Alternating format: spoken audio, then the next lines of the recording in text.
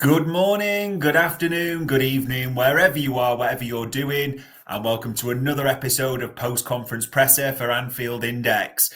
We are into 2025, people, in around 48 hours, just over 48 hours to be precise. They will head down the East Lancs Road to face us at Anfield, won't they? So that is what you'd think most of the press conference would be around. And there was a little bit on that, no doubt. But naturally, off the field matters come to fruition as well. There was a few questions. There were some really bad ones, in all honesty, as well. So we'll be talking about that. But I'm your normal host, Dave Davis, coming to you from what, like Anfield, will be is an absolutely freezing Edinburgh. You know, Anfield is going to be chilly as hell come Sunday afternoon. And most importantly, you hope it's an icy atmosphere for them as they head down the East Lancs. I mean, it's a massive game. It needs no build-up. So we'll do the normal things, ladies and gents. We'll talk you through what did Arne get asked? What answers did he give? We'll look back to West Ham and think about the clues we saw from that. We'll talk about the threats that United bring. Don't laugh too hard because there are a few things to consider in that. And then I'll give my normal predicted lineup, score, and scorers. So plenty to go through for this one. So let's start with Arne Slot and the question he was asked right at the start. Utter crap. This is genuinely, and I don't know what happened. Vinny O'Connor wasn't there, but the first question asked to Arne Slot today was bordering on disgrace, to be honest. I don't know, I'm assuming it was Sky, but really need to look at who they sent and the questions they asked for this one. So, if you think that's dramatic, listen to this for the first question. As this is probably the worst United side you've ever faced, do you think you will rest players from this one? Genuinely, that was the question he was asked. So how did he answer? He kind of laughed and said, it's, very strange question. No, I'm not going to plan to rest players, and this is a big game. For me, I said, in my opinion, they have much better players than the league table shows. It will take a while for Ruben Amorim to bring in his type of players, but they will definitely go up, and they are better than the league table shows. I mean, could you get a more stupid question? It's Liverpool versus United. It's football prestige. It's the biggest game in the Premier League calendar. I don't care what anyone else says. Everyone knows that's the case. You know, when you talk of rested, and we think back to last season where, we'll talk about last season, but when they managed to scrape a 0-0 draw just because of what we did wrong, any talk of resting, rotate, it's just a stupid question. And it kind of got the look and the answer that it deserved from Arne Slot. I don't know. I don't want to say I know that for definite because they usually open up. It wasn't Vinny O'Connor, but yeah, whoever asked that question, let's just hope we don't see them again in a Liverpool press conference. Then he started to got asked about Trent, but not in the order you'd probably think or the next question you expected. So he was asked about players getting better and specifically Trent being referenced as getting better. He said, well, there's always room for improvement. You look at Mo, he's 32 and he can still get better. It's hard to say, for instance, with him, though, as he's got such great numbers. Just before I came into this press conference, I was watching our game against West Ham. And Mo was walking off the pitch a little frustrated, even though we were 3-0 up, as he knows he probably could have got a few more goals. Trent can improve a little bit, but these players are at the top of the world. So there's not much room for improvement, but there's always a bit, especially Trent, in my opinion, as defensively, he's made a step up this season. In some games, he was outstanding in every part of the game, but there's sometimes a bit of up and down in some games too. He could have done a bit better, and it's about consistency for Trent. Now, everyone is naturally going to be thinking, why didn't they open with a contract question? That's coming, trust me. But I actually thought this was a very good question and very well answered. Arne Slot, despite all the reporting that will come out from this today, was still on top form and gave some superb answers like this one. Yeah, all these players, like Mo, Trent, Virgil, who we talked about later, they are elite players, aren't they? No two ways about it at all. Does that mean they can't improve? Absolutely not the case. And I think he's right what he said with Trent. Trent in carte blanche to focus on his defending this season. And he's been very, very good. You can see the marked improvement in Trent's defending. You can see the marked improvement in many players because of Arne Slot. And it is right that he should get the credit for that, most importantly. So, yeah, a lot to like it. And I got, well, someone was maybe going a bit softer, shall we say, into the Trent part, because then, and I'm going to group all these together for you because they weren't all asked at the same time. There was an intro, and then there was the last few where I think it was Carl Markham and David Lynch. A shout out to them really pressed it home. So I'm going to put all three Trent parts together for you to make it easier. So he was asked about Trent, the rail beard, and have you spoken to the player? He said, yes, I speak to every player once in a while. So for Trent, that was the same. Yes, I spoke to him.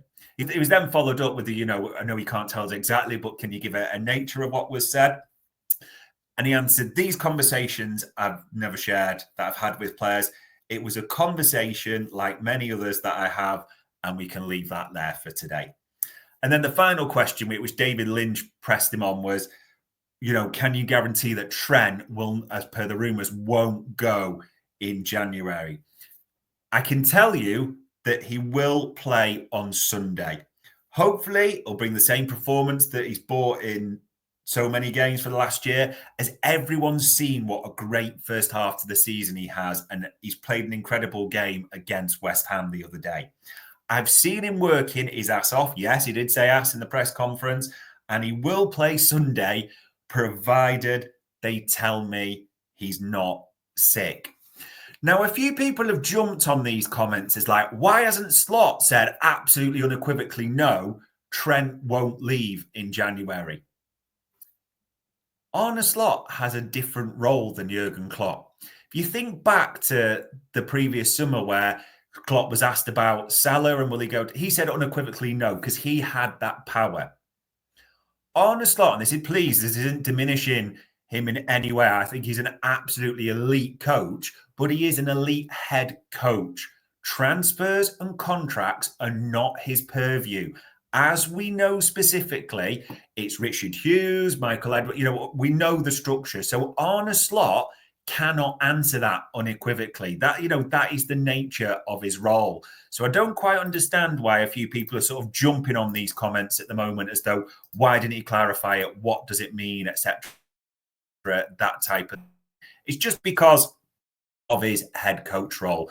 And just to be absolutely clear at the same time as well, people, so you can see on my screen there's been stories today in the last hour, especially from both Paul Joyce and David Lynch, clearly reporting that Liverpool are making it public. Trent Alexander-Arnold will not be sold in January. So I see some people trying to make out, why didn't he say that?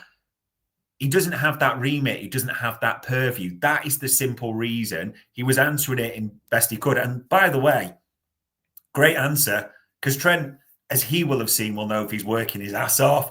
He'll know if Trent is doing what he should be. And we have seen a marked improvement in his defending. So all the other noise, all the other chatter, that is not Arne Slot's responsibility. And as a few journalists, as we say there, have been quite clear, Liverpool are briefing very, very publicly, Trent Alexander-Arnold will not be going anywhere in January. So that answers it for me. It's not just about Trent, though. There were a few other questions. And most importantly, when we talk about the on-the-pitch stuff, injuries and that situation. So he was asked about Konate, Bradley, all those types of players. So what did he say? And Gomez, I should say as well. He said, Joe is not in a good place when it comes to injury and he'll be out for a few weeks. That wasn't the news that we wanted. Connor and Ibu will train with us for the first time today, and it will be interesting to see where they are exactly. They've worked hard to come back to the team, but the next step is how you handle those team sessions. We trained yesterday, and I assume everyone is fit, but we're in that period of time where some people can get sick. Hopefully, everyone bar Gomez is ready to play the game on Sunday. I mean, that is big and beautiful news. And if anyone missed it, just play a little snippet from the Liverpool social media account for all you baristas, mocha, frappa, latte buggers out there. Let's have a quick watch of this.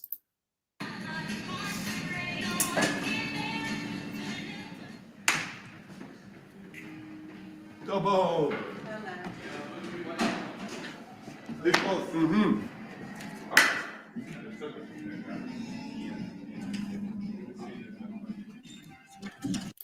There you go. Ibu back in the building in good spirits, having a brew with his mate VVD. Even Joe Gomez looking at in decent spirits. And in terms of injury news, just as we know it, touch wood, fingers crossed, have only Joe Gomez out at this stage of the season. I think that is a massive positive. Obviously, I'd love Joe Gomez back because he covers so many roles, don't get me wrong. But Ibu back, will that mean he's in the lineup for United? Not so sure, but we will come to that very shortly. He was then asked a couple of questions about Salah being the best in the world and Virgil. So let's just play a quick clip on the Virgil side first of all. We'll come to him. Game will mark 7 years to the day since Virgil van Dijk made his Liverpool debut, scoring the winner in the Merseyside derby. So a fabulous start. You knew a lot about him, of course, before you came here. What's enabled him to become the Rolls-Royce of the defender that he is? And even as he gets older, there appear to be so few blemishes to his game, and you can count the mistakes he makes almost on the fingers of one hand. What is it about him that makes him so special? Yeah, then I have to make a long list because the best players in the world have so many great attributes. So I think Virgil has a lot of game intelligence. So he reads the game really well. He's big and strong. He's fast. Love that. We're the big sigh in the right way. We would have to make a long list. And he's right for Virgil van Dijk. We are talking an elite player like Mo Salah, aren't we? As he said, game intelligence, it is unparalleled. He's big, he's strong, he's fast. He has all the attributes you would want for an elite level centre half, as well as the mentality and the personality to go with it. Honestly, we are genuinely blessed that he is in our lineup. Wouldn't it just be magnificent if we got some contract news to say he would stay at Liverpool a bit longer, which we're hoping for. We're probably expecting, if we're honest, quite soon, because all the murmurings have been positive around Van Dijk. So let's hope we do hear something in the near future. And then the final bit to bring you from the press conference was around Salah, and he was asked, is he the best in the world right now? He said, I got that question after West Ham, and it's difficult to talk about other teams' players. If I look at my team and not other teams, Virgil has had an outstanding season, obviously, but he doesn't have the numbers like Mo. It's difficult to judge players in different positions, but the numbers Mo has at the moment speak for themselves. Mostly when we say best players in the world, we tend to talk about attackers too.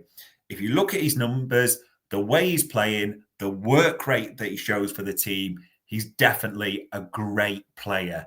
No doubts about it at all. I mean, many others have talked about this on various AI podcasts and different places. The numbers that Mo Salah is putting up right now are scary. They are elite numbers. They are generational numbers. And if you look for the calendar year 2024 across Europe and his counterparts, he is, as we know, putting up the biggest numbers in terms of goal contributions. We know in the Premier League, he is absolutely strides ahead of anything else. Ignore the Cole Palmer shouts or anything else. The numbers, the play, and even the assist that you see for Jota against West Ham, in terms of when people talk is, oh, he's not as not got the dribbling ability or whatever, and all these. He just disproves everything time and time again. Liverpool have an elite world-class player. Well, they've got more than one, to be fair, when we're talking elite players. Again, another one. Wouldn't it just be great to tie him down to a long-term deal? But aside from all the contract nonsense, I think the one thing I really wanted to sum up with both Virgil and Salah at the moment, they are absolutely tearing it up on the pitch. And that is what we asked for them. The contract stuff, obviously, that's background noise. But on the pitch, it is unreal what those two are doing at the moment. So let's just hope it keeps going the way it is. Shout out to Vidal, afternoon to you as well. So yeah, if you are watching, feel free to like, drop a comment about anything that I've said, because now we're going to look back to West Ham and this game from the season million years ago, the 29th of December, doesn't it? But it was our last league game, a 5-0 hammering. There was so much to like. I don't know if anyone saw Stat Me Up that I did with Barts, but dominated in terms of possession, dominated in terms of chances created, dominated in terms of field tilt, dominated in terms of shots in the box, and most importantly, dominated in the scoreline. 5-0 didn't flatter us at all. You saw so many positives in that game. Salah just being Salah, doing elite Salah things as normal. McAllister controlling things, looking refreshed. You know, that it's crazy how much that break has suited him. Even you almost expect it. A great to see a clean sheet because VVD getting the recognition. I don't know why it seems so hard to prize for the best centre back of his generation, but 99% of stuff against West Ham was absolutely sensational. The only downside, the only negative to anything around West Ham was Joe Gomez, wasn't it? And even the way Arne Slot is phrasing it now that he's not in a good place, you do get the feeling that it's going to be a while before we see Joe Gomez in a Liverpool shirt again. But we'll have to see what develops in that regard. It is as well them. It's them down the East Lancs Road that we're coming. It should be hostile. It will be hostile. It will be a great atmosphere. There's no two ways about it. And we should be bloodthirsty for these, because if you look at Manchester United, I mean, they are 14th in the table. They're on a horrendous run of form. I mean, we all saw that game at Newcastle won at Old Trafford 2-0. It should have been more for Newcastle. They just stopped playing. They are not scoring goals, as you can see as well. I mean, even in the league, to have only scored 21. And they're actually, when they say they've shipped 26, as me and Bart said on Stat Me Up, they're running hot in a way. It should be even more. So all that goes into the pot, mixed with Liverpool only having Gomez injured. But there are threats to this United team. Let's not get blasé. Annoyingly, King Rat will be back, won't he? So we'll probably have the captain's armband. There's no two ways about it. He does, for whatever you say about him, we could say a lot about him, he will bring goals and assists. There's no two ways about it to that side. Ugarte's back. I mean, I'm not being funny. You saw them with Casemiro and Eriksen. They might as well just got two nans on Zimmer frames in that midfield against Newcastle. So there will now be legs and physicality. Mainu will come back in there. Marcus Rashford, probably won't see him, which is absolutely crazy. Considering when you look at the forwards, he's got the most goals. And there is a reason why Saudi teams are wanting to pay a truckload of money per week. But just to be clear, I am not dismissing United. I think we were caught out last season. We need to be on this. Last season, they rocked up and they had Johnny Evans and Varane at centre-back. And everyone was saying, how many? We're going to get 6, 7, 8. It's going to be like that game again. And we had 34 shots, people, and it was 0-0. And they celebrated like they won a league title, which says more about where they were and probably are right now as well. However, complacency, absolutely, like last season, cannot creep in this one. We have to be on it from the first minute. We have to be making sure literally the foot is on their neck. United just are met by a wall of sound from the off. And for 90 minutes, it's just, it's welcome to hell for them type of thing. That is what we've got to make sure.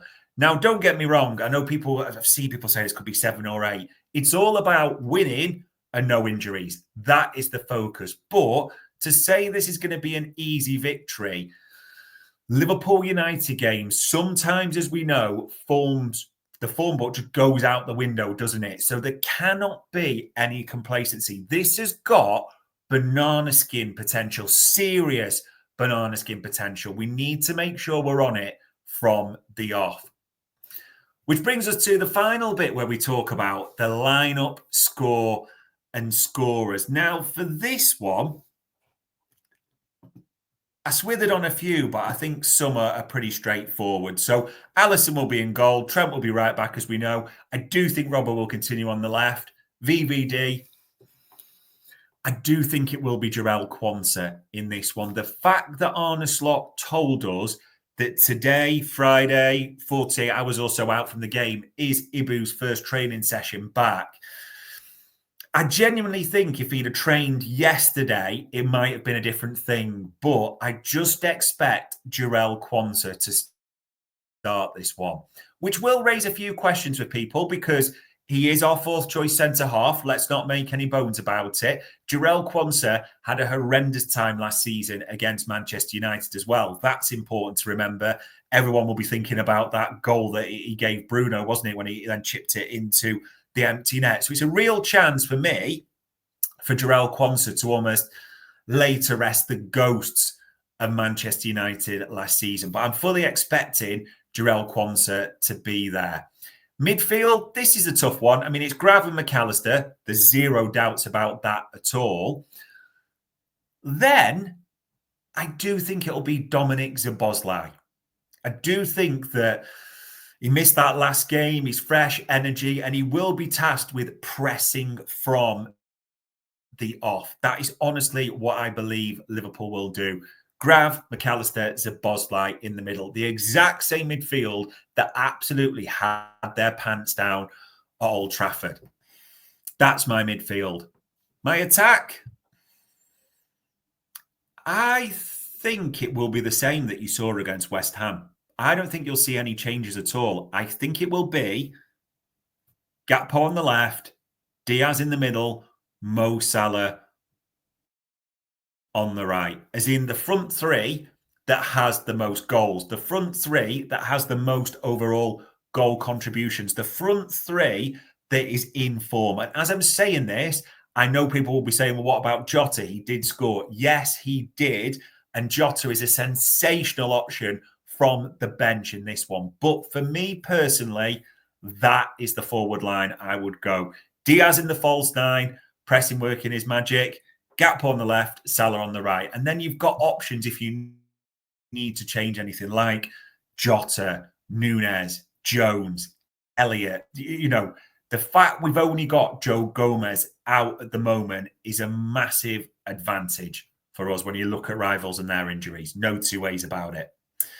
Which brings us then to the score and scoreline. Interestingly, Nick Fadley thinks it'll be an easy victory, 4-1 there. My prediction for this one, 2-0. 2-0, clean sheet, Mo Salah to get the second. And like that 1920 season, the top to come off. We're going to win the league to ring around Anfield. That is my honest prediction. 2-0 Liverpool home victory.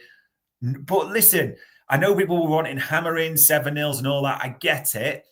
As long as we win and there's no injuries, we move on to the next. That's what it's about. We are in the grind. It is that time of the season. Get 3 points and move on. I know 7-0 will be magic. Don't get me wrong, but just my honest prediction. Throw yours in as well. Nick went 4-1. There's different predictions. What do you think the final score will be in this one? Listen, we haven't got too long to wait, though, have we, in all honesty? 4:30 Sunday, they will come down the East Lancs Road. They will be met by an absolute wall of sound. I can't wait to be there. If you are, will be there as well. I know you'll be looking forward to it. Even if you're watching, I know you'll be looking forward to it. So much to be excited about as a Red right now. But there we go. On Friday, the 3rd of January, just over 48 hours out from the game, that was another post-conference presser for Anfield Index.